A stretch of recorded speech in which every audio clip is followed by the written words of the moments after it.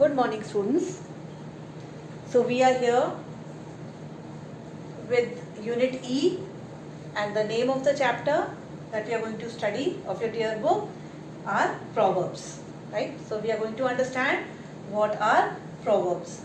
So Proverbs, you see, they are a group of words which are meaningful words and they express deeper meanings, right?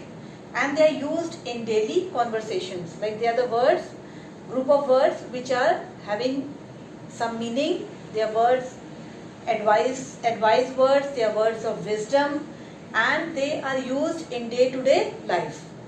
It makes the language of English more expressive and more meaningful, right? So, why are proverbs, when are they used? And why are the proverbs used?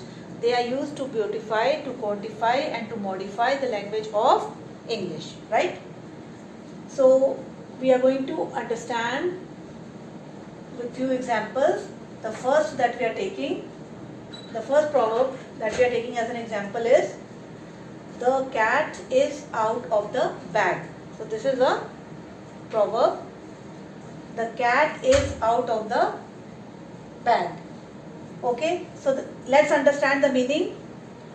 That secret has been revealed. This is the meaning of the proverb, the cat is out of the bag, right?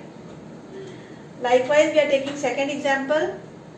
The forbidden fruit is sweetest. The forbidden fruit is sweetest. So the meaning of it is, what you are not allowed to do is more tempting. Like if you are told that not to do this thing, then out of curiosity you would like to do it. So in these two examples we are seeing that they are group of words, like the cat is out of the bag. They are group of words which have got a meaning. They are meaningful words, right? And the meaning of it is that which has to be not leaked out. That's secret. Secret means the thing which you do not have to tell everybody. So secret has been revealed. The meaning of it is secret has been revealed, right? Now in the second example, the forbidden fruit is sweetest. Forbidden means that which you are not allowed to do. Like don't do this work. Suppose your mother says do not go to that place or do not touch this thing. Then you would like to do it, you would like to touch it, or you would like to go to that place and find out. So you would have more curiosity to do it. So the forbidden fruit is sweetest. That is, the meaning of it is, what you are not allowed to do, you want to do it out of curiosity. It is more tempting that you would like to do it. Now, so you can understand that by using these, like the cat is out of the bag or the forbidden fruit is sweetest, like suppose you are using in sentence, so it beautifies the language, okay, and it tells some meaning, it expresses some meaningful action. So proverbs we would understand by these two examples that they are words which express deeper meanings, right? They make the language more expressive, interesting, and they are used in daily life conversations, right?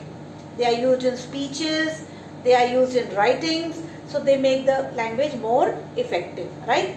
So we will understand proverbs with a few examples.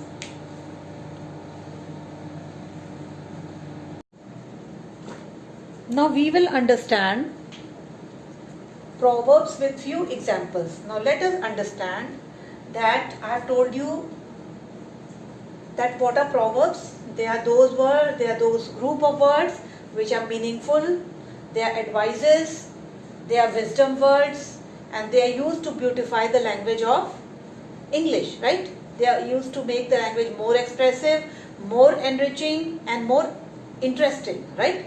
And they are used in day-to-day conversations. Now, few examples I have brought for you to understand what are proverbs. Like first proverb is, do not cry over spilt milk. This you all must have heard before also. Do not cry over spilt milk.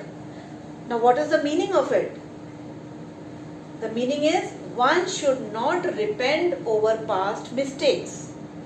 The meaning is one should not feel sorry. Repent means feel sorry over past mistakes. What mistakes you have done in the past, you should not hold to it and just keep repenting and just regretting that I did this, I could not do this. So you should not feel sad over whatever mistakes you have committed before. The meaning says, so it's a word of advice, do not cry over spilled milk means one should not repent or regret over past mistakes and should move forward in life. Instead of regretting for the past, one should move forward in life with new beginnings, right? Then second example is, laughter is the best medicine.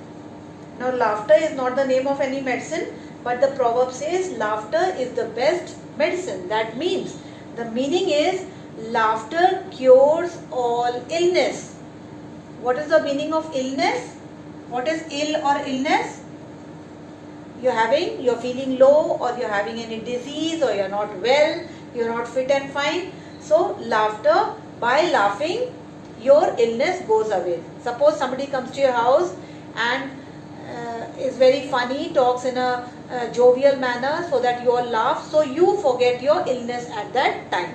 So that means laughter cures all illness, right? The third example which we are going to take, a bad workman blames his tools. A bad workman blames his tools. Now who's a workman? Who's a workman? Who is working with his tools, right? A carpenter or a person who's skilled, who's working with his tools. So what does it mean? With his instruments if he's working. So a bad workman blames his tools. The meaning is, an irresponsible person blames others for his mistake. Like if you cannot do yourself, if you do not know how to do it, then if the work is spoiled or if the job is spoiled, then you blame others for it. For your mistakes, you blame others. So this is the meaning of it. The proverb is, a bad workman blames his tools, and the meaning of it is, an irresponsible person blames others for his failures, right? So these are the three examples which we have taken, and we have also taken the meanings. So I hope you understand that what are proverbs?